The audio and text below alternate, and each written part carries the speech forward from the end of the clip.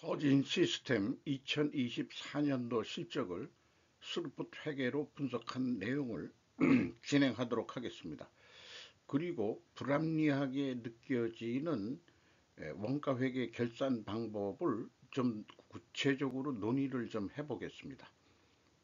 매출은 전년도 대비 무려 206.3%가 증가했고 영업이익은 289.5% 폭증했습니다. 가공비 배부 재고자산 회전율은 29.6회조로 상당히 높은 편입니다. 분석 결과 재고자산 매출원가 회계가 불투명하다라고 할 수 있겠습니다. 서진 시스템을 분석하게 된 이유는 일적 클럽 가입하고도 주가 토막난 이곳 베트남 키웠다가 날벼락이라고 다소 어그로를 끄는 제목으로 조선 비즈에서 장우정 기자가 4월 6일 날 보도를 했어요. 베트남이 이번에 46% 관세 폭탄을 맞았다고 이렇게 얘기를 하면서 그 서진 시스템은 베트남의 총 29만 평, 약 96만 평방미터 이상 부지의 대규모 생산시설과 제조시설을 보유하고 있다. 이렇게 소개를 하고 있고, 그리고 회사 관계자는 매출의 절반 이상인 52.4%를 차지하는 ESS 부품 제조의 경우 에너지 저장 장치죠. 전체 그 저장 장치 세트를 만든다는 것 같지는 않습니다. 연내 미국 텍사스 공장 가동을 통해 리스크를 분산시킬 것이란 계획도 밝혔다라고 소개를 하고 있고, 이 사진은 베트남에 있는 이 서진 시스템 공장으로 소개를 하고 있습니다. 먼저 원가회계 손익으로서 매출이 6,800억 원을 달성했는데 206.3%가 증가했고요. 2023년도에는 138.4%나 연속해서 크게 증가하고 있습니다. 가공비 배부 재고자산은 반대로 60.2%나 크게 줄였다는 것은 매우 바람직한데 상대적으로 2023년에는 411.6%가 증가했었어요. 이것은 2024년도 매출, 어떤 수주받은 것들을 만들어서 열심히 만드냐고 재고가 증가했던 것으로 그렇게 판단이 됩니다. 매출 원가 230.9%, 그 매출 증가율보다 더 높게 증가했죠. 그래서 매출 총익률은 6.9%로 떨어졌어요. 금액은 증가했다 하더라도 판매 관리비가 86.1% 증가했고, 그래서 영업이익은 177억 원으로 전년보다 18.4% 상승하는데 그쳤고, 2023년도가 242.4%가 크게 증가했습니다. 원가 회계는 재고가 증가하면 크게 영업이익이 나는 것으로 그렇게 결산을 하죠. 그러니까 미리 이익을 난 거로 2023년도는 결산했다가 매출이 그렇게 올랐는데도 영업이익은 18.4%밖에 증가하지 않은 거로 나타나는 모순된 성과 평가를 하는 게 원가 회계라고 말씀드릴 수 있겠습니다. 영업이익률이 6.7%에서 2.6%로 그래서 급락을 했죠. 4.1%나 떨어졌습니다.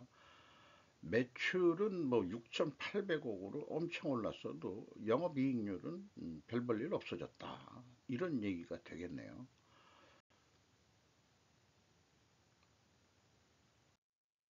그래서 이걸 좀 가시적으로 서진 시스템 매출액이 급격히 상승하고 있다는 것, 반대로 영업이익률은 좀 올라갔다가 같이 올라갔다가 급격히 떨어졌다는 거.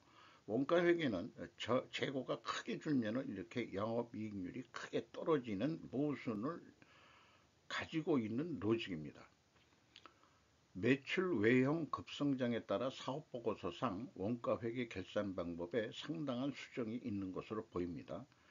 이익이익률은 반대로 극강화했죠. 그것이 조정 개념인지 과거 잘못된 부분의 개선인지는 불분명합니다. 오히려 2022년 기준이 더 합리적 결산이었다고 믿어집니다. 왜 결산 방법을 변경했는지 추적해 보기로 하겠습니다.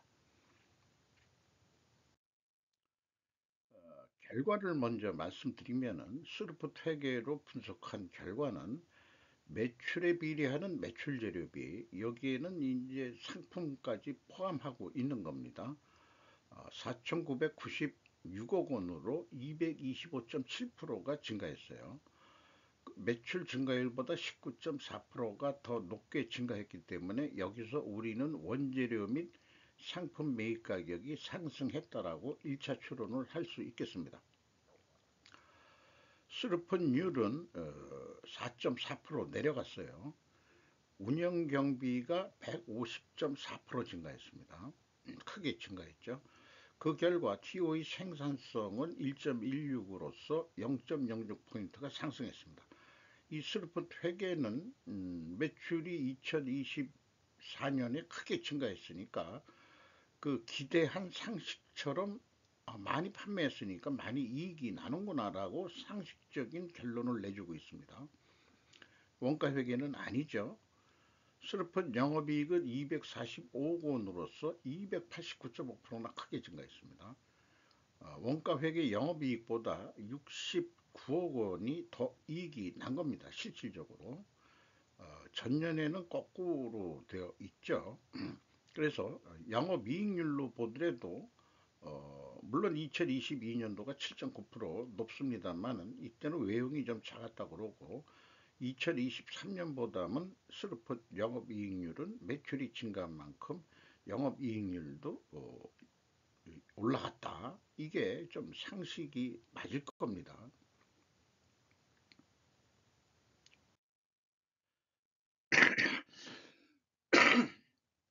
죄송합니다. 그래서 재고자산 명세를 보면은 어, 가공비 배부 재고자산이 전체적으로 324억 원이 감소했는데 제공품 감소가 237억 원으로 가장 많고 제품 감소가 105억 원으로 가장 두 번째로 그 재고가 줄었습니다. 판매가 많이 이루어졌기 때문에 이것이 이제 그 흐름으로 볼 수 있겠고요. 그 다음에 이 3년치 그 재고자산 명세를 보면은 이 재고자산 평가 충당 금액이 2021년도에는 그 표기가 안 돼 있습니다. 이때는 재고자산을 평가 안 했다고 보는데 이게 오히려 바람직하다고 저는 생각합니다. 매출 원가로 인식된 재고자산이라고 여기 되어 있는데 이게 나중에 비성분의 그 MC하고 이렇게 비교해 보면은 많이 차이가 납니다. 2023년도 가공비 배부 재고자산의 급격한 증가는 2024년도 납품 매출을 위한 상승이라고 인식은 됩니다. 재공품이 크게 증가했다가 급격히 감소했죠. 2021년도 평가 충당금이 없으면 평가 작업을 하지 않았다는 것으로 해석이 됩니다. 차라리 그것이 더 바람직할 것이었다 라고 다시 글로 정리했습니다. 비용의 성격적 내용을 분석을 해보면은 회사는 A를 제품과 제공품 등이라고 얘기했는데 상품이 들어간 걸로 해석이 돼요. 332억 8,700만 원 플러스로 표현됐다는 것은 재고가 감소했다는 뜻이고요. 전년도는 증가했다는 뜻입니다. 원재료 사용액이 크게 증가했죠. 148.9%나 크게 증가했습니다. 2022년도에 상품 매출 원가로 표기했었는데 이게 2023년부터 없어진 게 아니고 2024년도에 결산하면서 2023년도 분을 수정 작업을 벌였습니다. 그래서 일단 ABC를 더한 매출원가 MC 매출원가 재료비는 5,064억 원인데 아까 그 앞에 그 매출원가로 인식된 금액이 6천억 원이었죠. 자, 이게 차이가 있는 것도 좀 문제가 있습니다. 결산 방법이 뭔가 바뀌어가지고 뭔가가 아니고 좀 뒤에 설명하겠습니다만은 그런 이유 때문인 것 같기도 합니다. 운영 경비는 150.4% 증가했어요. 그 매출원가 재료비는 249.9%, 200 거의 50%가 증가했습니다. 그래서 운영 경비 1,569억 원에서 판매 관리비 296억 원을 뺀 1,273억 원이 공장 가공비인데, 이게 이제 국내에도 공장이 좀 있을 수 있고 베트남 공장이 제일 큰 거니까 이 금액이 되겠죠. 다 그 베트남 공장 거를 이 국내 본사에서 다 통합 계산을 하는 거죠. 그렇게 이제 인식이 되는데 172.3% 가공비가 증가했고, 그러나 총 제조 비용에 비해서 가공 비율이 1.3% 증가했습니다. 비율로는. 그 다음에 그 총 제조 비용은 요 밑에 있는 대로 그 회사는 제조 원가를 공개 안 하지만은 우리나라는 이렇게 그 총 제조 비용을 역산해서 풀이해낼 수 있겠습니다. 그런데 여기에서는 1.3% 내려갔기 때문에 원재료 및 상품 매입 가격이 하락했다고 2차 추론을 할 수 있는데, 1차 추론과는 또 모순이 나오죠. 이런 모순이 이 좀 상품 이런 것들의 그 처리 방법이 변경이 됨으로써 모순을 일으키는 거 아닌가 이렇게 생각이 되고요. 요거를 글로 정리해 봤습니다. 재고자산 명세의 상품 계정이 있으므로 2022년도 표기 방법이 더 합리적이다. 2024년 사업보고서 비성분 주석으로 2023년도까지 상품 매출원가를 없애고 원재료 사용액에 포함시킨 것으로 보입니다. 2022년까지 직영제조보다 상품의 비중이 높죠. 여기 그 원재료 사용액이 22억 분이 안 되고 그 상품 매출원가가 오히려 400억 정도 되니까 이게 그 베트남 공장 거를 상품으로 매입 처리했었다 이런 얘기가 오히려 이게 합리적이다 이런 얘기죠. 요즘 뭐 전산화가 잘 돼가지고 그 정도 공장 규모면은 베트남에서도 뭔가 또 세금을 내고 그래야 되니까 별도 결산을 할 수 있어야 될 거예요. 글쎄요, 어떤 이유에서 그렇게 그 뭔가 그 회계법인이 코치를 했을 것 같은데, 저는 그게 불합리하다고 느껴집니다. 2022년까지 직영제조보다 상품의 비중이 높습니다. 2023년부터 마치 대부분 직영제조처럼 원가 구성을 변경한 것으로 보이죠. 공장이 멀리 떨어져 있으나 국내에 있으나 다 우리가 제조하는 거 맞는 거 아니냐. 이렇게 이제 합리화할 수는 있겠어요. 전산화가 된 세상에 그 뭐 온라인으로 다 그 데이터들을 빨리빨리 다 주고받을 수 있으니까 그게 아마 가능할 거라고 생각은 합니다만은 자꾸 고개를 갸웃하게 되는 것 같습니다. 그리고 비용의 성격적 분류 내용이 2023년에 요게 이제 그 분석하기 전에 그 회사가 어, 공시한 데이터를 MC와 OE로 제가 디커플링해서 표현한 거고요. 그런데 2023년도 데이터가 2024년도 요거는 공시한 금액이죠. 네, 저기 토탈 합계가 2074억. 그런데 2023년에 회사가 제시한 비성분 내역은 이 MC에서 548억 원이 그 증가시켜 버린 거죠. 이 재료비를. 그리고 줄인 것은 뭘 줄였냐? 어, 그 기타라고 해가지고 줄여버렸어요. 알 수 없는 거로. 요것이 이제 그 조정 작업인 모양인데, 실질적으로 2023년도에는 그 이 상품 매출 원가가 맞는 것 같은데 그것을 없앤 것 같고, 원재료 사용액인데 이게 맞는 건지 안 맞는 건지도 그 불분명하고 그렇습니다. 어, 이게 이 원재료 사용액이 그 국내 인원 가지고는 할 수 없는 수준 아닌가, 저는 그렇게 생각하는데, 할 수 있는지도 모르겠지만은 어쨌든 667억 원이라는 게 이제 그 없애면서 이 그 재료비 쪽으로 그 원재료 사용액을 왕창 늘려버렸어요. 이렇게 되어 있습니다. 자, 그래서 질문을 다시 한번 던지면은, 베트남 공장 생산분이 외주 처리비인가 아니면 상품 매입액인가? 베트남 공장 생산부는 상품 처리로 해야 합리적 아닌가? 왜냐하면 이런 것들을 그 다른 공장이 외국에 많이 있는 그런 기업들은 어떻게 할까? 우리나라 기업이 아니고 제가 언뜻 생각난 데가 외국인 투자 기업으로 한국 3M이라는 게 있어요.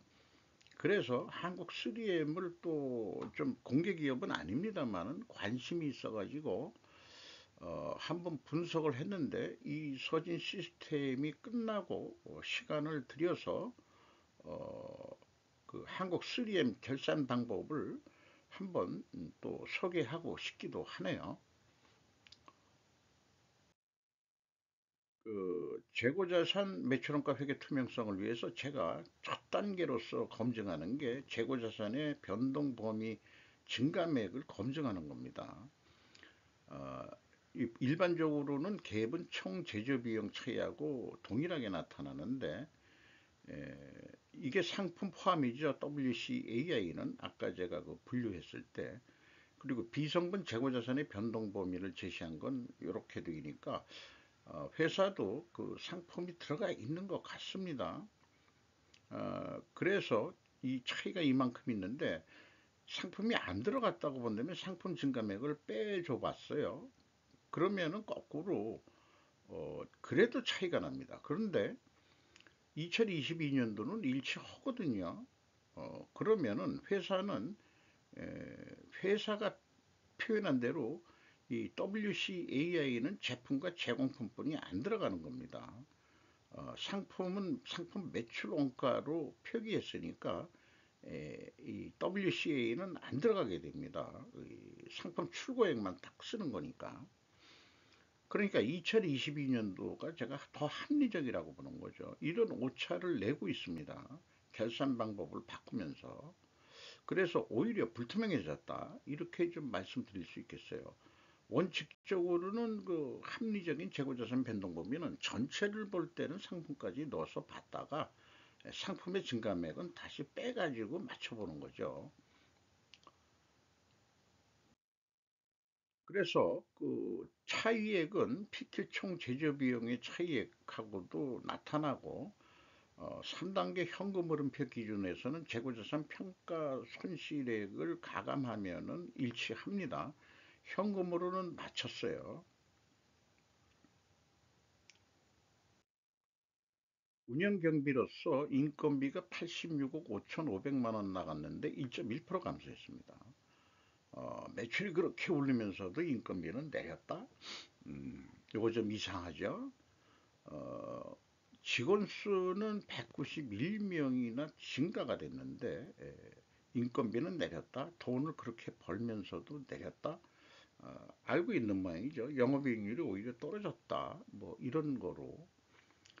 그 평균 임금이 2022년도에 5,500만 원 선이었는데 2023년도에 6,400만 원으로 올랐다가 다시 54명이 들어왔다고 해서 4,500만 원 선으로 떨어졌습니다. 중소기업 수준의 임금이라고 볼 수 있겠죠. 신입사원들이 저임금 신입사원들이 대거 54명이 들어온 것 같습니다.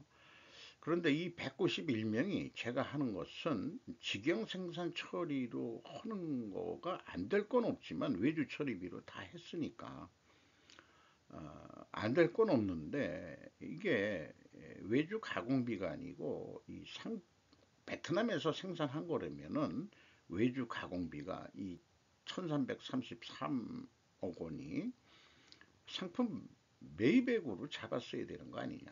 저는 그렇게 생각한다는 거죠. 물류비도 그게 이제 물건이 왔다 갔다 해야 되니까 2억 원대 있던 게 103억 원이나 크게 증가했어요. 물론 이제 그 납품하기 위해서도 이 판매 운송비도 있지만은 그 국내에 또 와가지고 뭔가 또 그 가공 처리하는 게 있는지 어떤 건지 잘 모르겠습니다만은 일단 물류비가 또 왕창 들어갔네요. 그래서 좀 정리를 해보면은 직영 인원이 2023년도 감소한 것은 주로 외주 처리 원인으로 보입니다. 7억 9천만 원 나갔던 게 512억 원으로 외주 가공비가 갑자기 늘었어요. 그러니까 직원은 309명이었으니까 137명이다. 그러니까 베트남 공장으로 사람을 보낸 거예요. 일부는 베트남에서도 채용했겠지만은 그렇게 생각이 들어요. 309명이나 있었어요. 그때도 상품 비중이 더 높았어요. 그, 그 조그만 매출 그 제조를 하는데도 300명이 있었는데 이제 191명이 그 6천억 원대에 직접 생산은 못하는 거죠. 그러니까 베트남 공장 건데 거기다가 외주 가공비와 물류비가 급격히 증가했죠. 외주 가공비 분명 베트남 공장에서의 생산일 것이나 2022년도로 회귀하여 상품 매입 처리가 보다 합리적으로 판단이 됩니다. 베트남 공장이 별도 독립결산을 할 수 있어야 됩니다.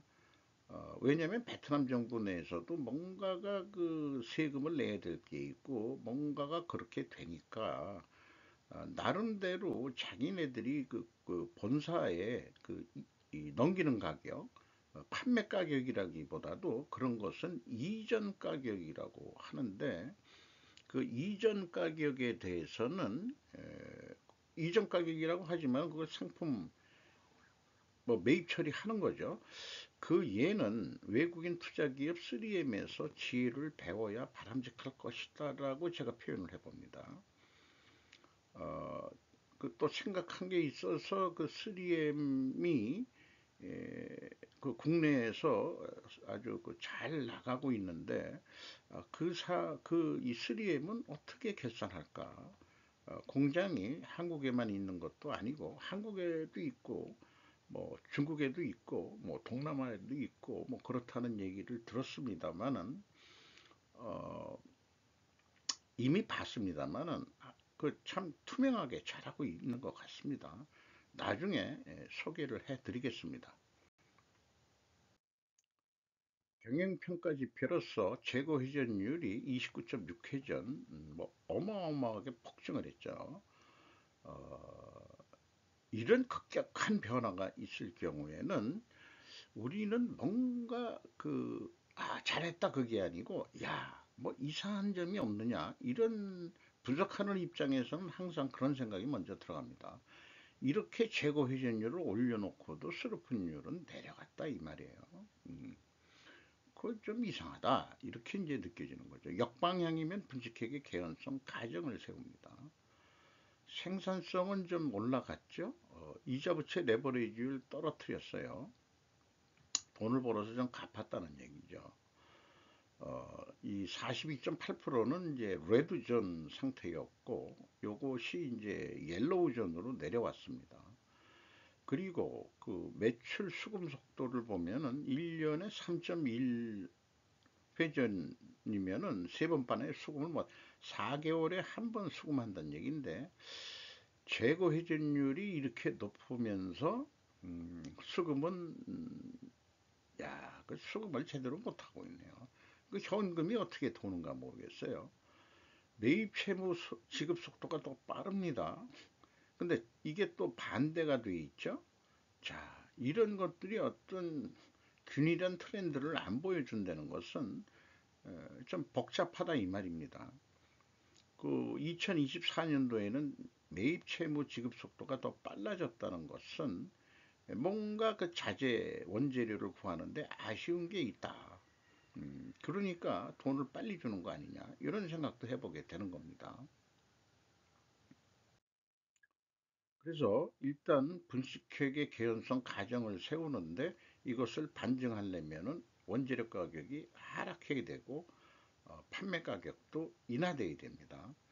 그 손익회계상으로 스루프상으로는 상승했을 거라고 봐서 스루프율이 내려갔는데 모순 땐 또 반증 추론이 나오죠. 이것저것 안 맞아떨어져요. 그래서 나름대로 그 모순에서는 수량에 의한 재고 회전율로도 해서 상승한 것은 나타내야 될 것입니다.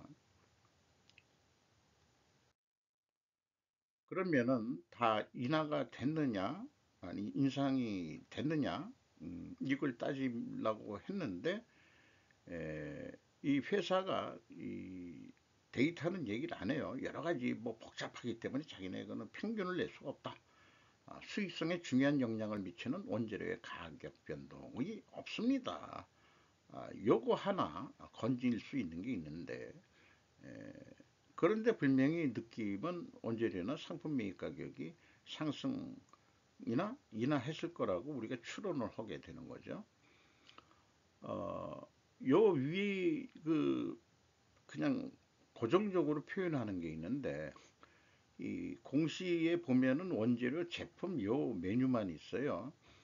그런데 재고 자산의 상품이 있다면은 원재료 및 제품 가격 추이라고 여기에 그 원재료 및 생산 설비에 이런 그 메뉴 항목이 있거든요. 여기에 상품이 있다면은 상품 매입 가격도 포함시켜 줘야 되는 게 이게 일반적인 상식 아니냐. 그러니까 법치주의를 앞으로 내세우는 그런 사람들처럼 야 여기에 그 원재료라 그랬지 상품이 어디 있냐. 근데 상품의 비중이 7할 8할 정도 되는 회사가 그 상품 매입 가격을 공시를 안 한다. 이제 금융감독원 애들은 뭐 하는 애들인지 모르겠어요. 이런 단서 조항, 그러니까 머리 그렇게 공부를 많이 했던 사람들도 머리가 그렇게 안 들어가 가지고 이 상품도 그 포함시켜 줘야죠. 근데 이 분석을 하다 보면은 상품 매입 가격을 친절히 그 알려주는 이게 친절한 금자씨가 한테 가서 공부를 해온 모양이에요.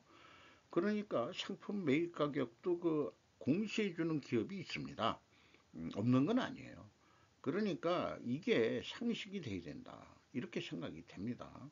어쨌든 못 알려주겠다 이런 얘기예요. 한마디로. 그래서 자, 요걸 요약해서 다시 한번 얘기해 보죠.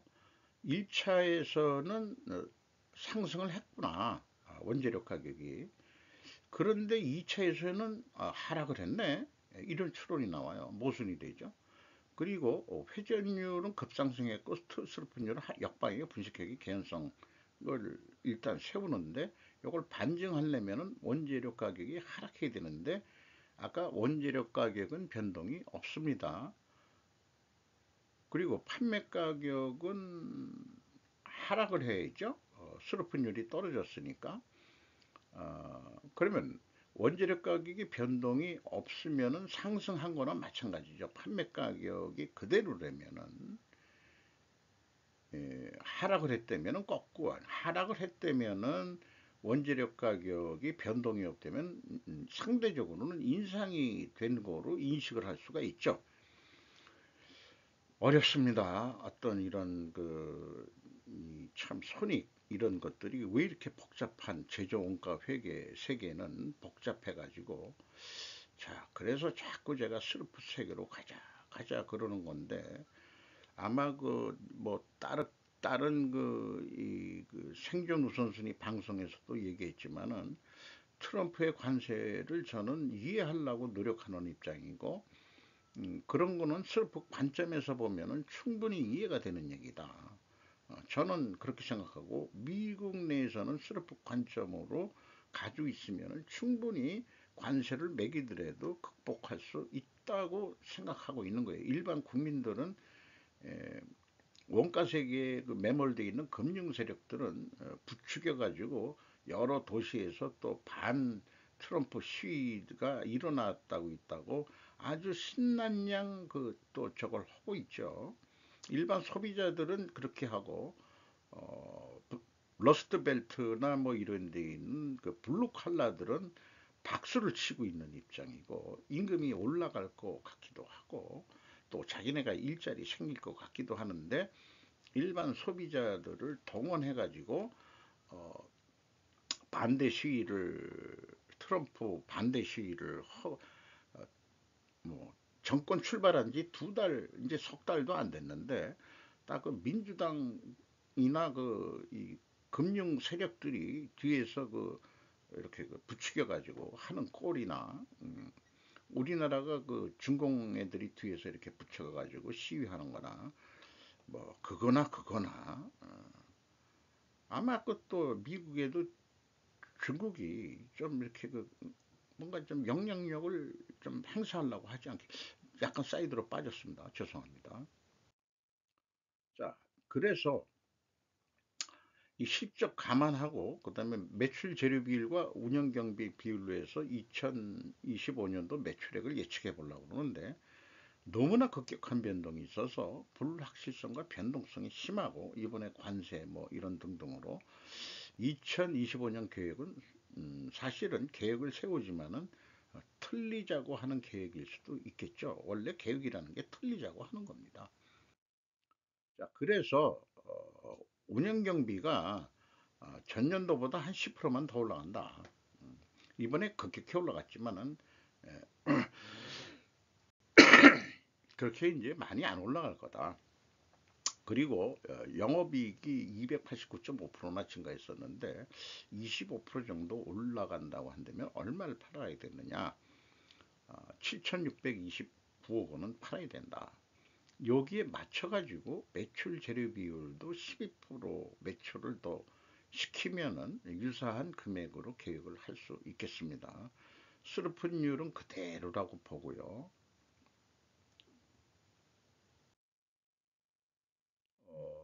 그래서 그 7,620억으로 일단 계획을 세팅했을 때 예상 이익은 298억 원이 되겠습니다.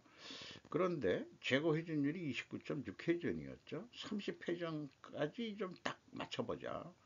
그러면은 매출액은 7,740억 원이 돼가지고 운영경비가 다소 증가하더라도 영업이익은 330억까지 좀 올릴 수 있을 거다. 이렇게 이제 생각을 해볼 수 있겠어요. 자, 요것은 이제 계획도 재고가 감소했을 때는 재고 회전율이 왕창 올라갔죠. 그리고 이익이 원가 회계보다 증가하고 또 판매가는 원가 회계에도 예측을 했습니다만은 높게 나옵니다. EAT 세후 현금 순이익 353억 원을 벌었어요. 검증하는 방법이 있고요. 두 번째, 영업활동으로 전체 유입된 돈이 아니고 나간 돈이 1318억 원이 나갔습니다. 그리고 최종 현금이 유입된 게 아니고 2554억 원의 현금이 유출이 됐습니다. 이것은 아마도 빚을 갚기 위해서도 그 돈이 더 나간 거 아니냐. 매출은 왕창 올랐는데 또 캐펙스 자본적 지출도 1666억 원이나 나간 게 있습니다. 어, 종속기업 비율이 그 40.6%인데 이게 이제 그 비율이 낮아진 것은 투하 자본이 증가했기 때문에 그럴 거예요. 음, 그렇고요. 잉여 현금 흐름. 그런데 그 채권자한테 빚을 갚은 게 아니고 거꾸로 채권자들이 441억 원을 추가로 대출을 해줬어요.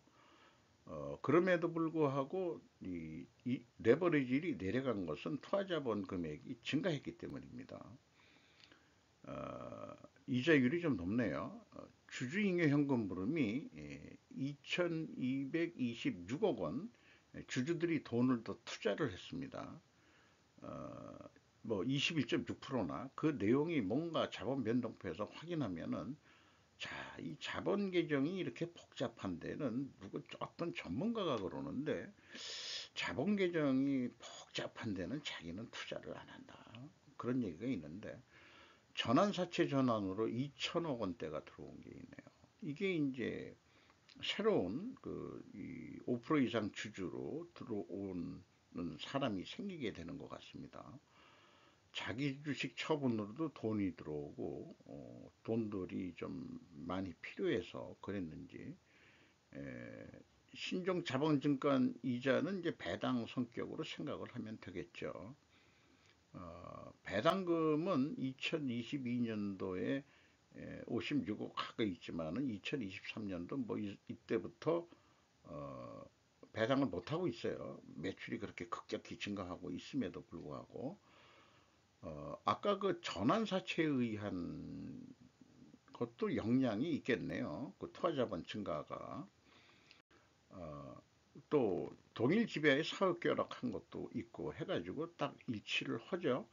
이렇게 이제 맞춰 보는 겁니다. 제가 그 뽑아낸 그 잉여 현금 흐름이 맞는지. 주가는 19,280원으로 연초보다 8,670원 하락했습니다. 어, 그리고 요거 2024년 말 그 액면가 요거는 제가 뭐 아마 이, 이 좀 변경을 했어야 되는데 그대로 그냥 습관적으로 해서 아마 이게 발행 주식 수가 좀 틀려졌을 거예요. 500원으로 맞췄어야 되는데 죄송합니다. 뭐 이런 저도 실수를 하죠. 어쨌든 주가는 내려갔다는 거. 그 다음에 PBR로 따지면은 이게 팍 더 내려갔다는 얘기. 그래도 1.6으로 하니까 장부 가격보다는 또 높게 받고는 있다. 이렇게 이제 나오네요. 전동규 씨가 25.7% 지분을 가지고 있고 선플라워 2022 홀딩스 유한회사가 전환권 행사로 해서 7.16% 지분을 갖게 됐고 최규혁 씨가 신규 추덕해서 5.41% 지분으로 들어와 있습니다. 외국인은 6.7%. 서진 시스템으로 매우 길게 이 원가 회계의 그 문제점을 오래간만에 조금 더 부각시키냐고 좀 길게 걸렸습니다. 설명을 좀 해보려고 노력을 좀 해봤습니다. 이상 마치겠습니다. 자, 원가 세계에서 이 안정성이 있을진 모르지만은 이제 우리는 변화를 위해서 스로프트 회계 쪽으로 나가야 된다. 이 트럼프처럼 아주 강력한 리더십이 있는 사람들이 뭔가 힘 있는 사람들이 해주면은 원가 회계 세력을 무너뜨리고 스로프 세계로 이 세상을 볼 수 있는 그런 게 이게 단순한 거거든요. 오히려 더 그거를 좀 가야 되지 않겠나 이런 생각을 해봐요. 여기도 표현했지만 원가 회계의 잘못된 가정은 가공비를 배부하면 가치가 올라간다는 것이다. 자, 이런 거 여기에서 이제 좀 우리가 좀 벗어나야 되지 않겠냐 이런 생각을 하면서 마치도록 하겠습니다.